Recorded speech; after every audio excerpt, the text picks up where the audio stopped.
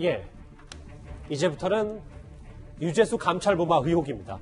결국 청와대 인사들이 유재수 전 부시장에게 인사청탁을 하고 그 대가로 감찰무마를 해준 거 아니냐, 이 부분을 좀 검찰이 따져보고 있습니다.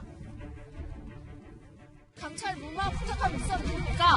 고급전 장관보다 윗선 있었습니까? 금품 대가성 없었다는 입장 그대로 유지하고 계신 겁니까? 대가성 없다는 입장 그대로 있습니까? 혹시 청와대나 여당 인사로부터 감찰무마 부탁하셨습니까? 말씀 한번 드립니다. 유력 이사들하고 연락하셨다는 말이 있는데 맞습니까?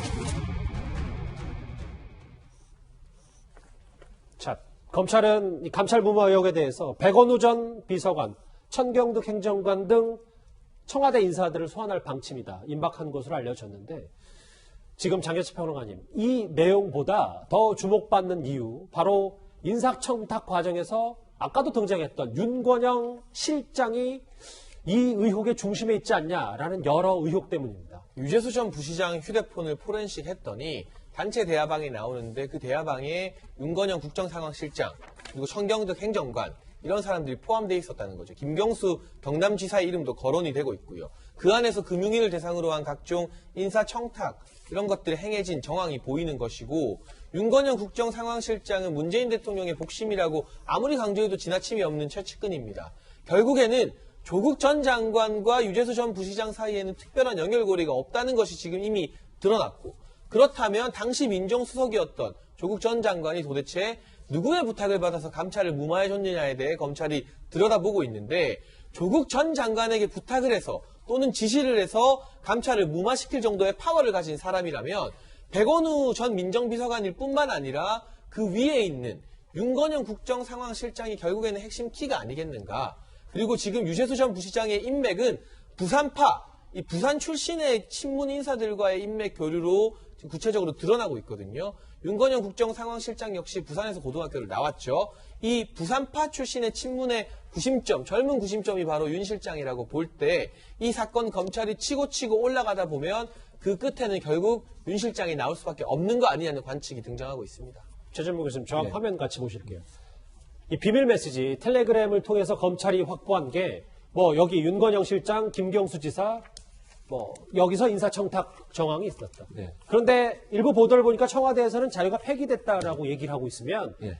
청와대가 좀 검찰이 강제 수사에 나설 수밖에 없는 구조 아닙니까? 그럴 가능성을 전혀 배제할 수는 없죠. 만약에 근데 만약에 자료가 폐기됐다고 하면 강제 수사를 하더라도 특별히 찾아올 게 있을지 모르겠어요. 왜냐하면 검찰은 현재 지금 언론의 보도에 따르면 누군가가 저런 진술을 했다는 건데, 왜냐하면 검찰은 현재 증거를 갖고 있지는 않아요. 텔레그램 대화 내용을 갖고 있지는 않고, 만약에 저게 사실이라고 하면, 저 보도 내용이 사실한 전자의 말씀을 드리면 누군가가 진술을 했겠죠. 그렇게 조사받은 잠시만요. 근데 검찰이 이 비밀 메시지를 갖고 있는지 아닌지도 정확히는 알 수는 없어요. 그럼 청와대에서 예를 들어서 그러면 청와대를 자료가 폐기됐다고 주장을 하고 있잖아요. 왜냐하면 최초의 특감 반원들에 대한 조사를 한 건 청와대고, 청와대가 그 자료를 갖고 있는데 자료는 폐기됐다.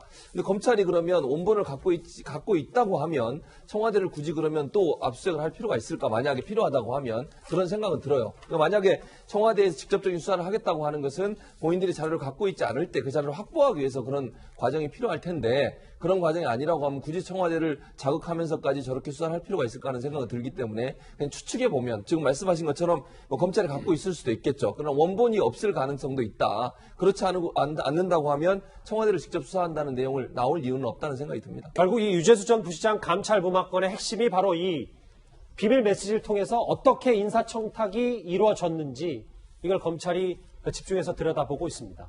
그런데 오늘 자유한국당에서는 이 의혹의 인물 가운데 하나인 천경득 행정관을 콕 집어서 그의 동생도 이 의혹에 관련이 있다고 주장했습니다. 화면 만나보시죠. 천경득 선임 행정관의 동생 천경철 씨가 대한상의, KT, 민주연구원 등에서 6개월, 2달 이렇게 수월하게 취업을 했다고 합니다. 공직기관 비서관실에서 어떤 내용이 조사가 됐고 어떻게 해서 면죄부를 주게 됐는지 밝혀주시기 바랍니다. 뿐만 아니라 천경득 행정관의 동생 천경철 씨의 여자친구라고 하는 강모 씨도 청와대에 취직을 했고 2차례 고속 승진을 했다고 합니다. 조진 부장. 네. 청경도 행정관의 동생까지 열렸다. 이거 좀 도대체 무슨 얘기입니까? 지금 보니까 동생과 동생의 여자친구까지 연루된 정황이 뭐가 나왔나 봐요. 제가 저 모습이 지금 국정조사 요구서 오후 3시에 접수되고 나서 그 문건을 보니까 천경득 행정관 그리고 천경득 행정관의 동생뿐만 아니라 천경득 행정관 동생의 여자친구까지 나와가지고 제발 이 의혹이 의혹에 그쳤으면 하는 바람이 있습니다. 예. 네, 우선 이 천경득 선임행정관 같은 경우에는 지금 유재수 씨 감찰 의혹과 관련해서 반부패 비서관실의 이인걸 특감반장에게 전화를 걸어서 피하 구분 좀 해라 이러면서 감찰을 막았다는 의혹을 받고 있어요. 그런데 천경득 행정관의 남동생 같은 경우에는 오늘 조간신문에 일제히 나왔습니다. 어느 정도 사건을 규명해서 나왔는데 얘기가 뭐냐면 이 동생이 작년 9월에 대한상공회의소의 대외협력팀 선임 전문위원으로 입사를 했는데 이때 대한상의가 별도의 공고를 내지 않았다는 거예요.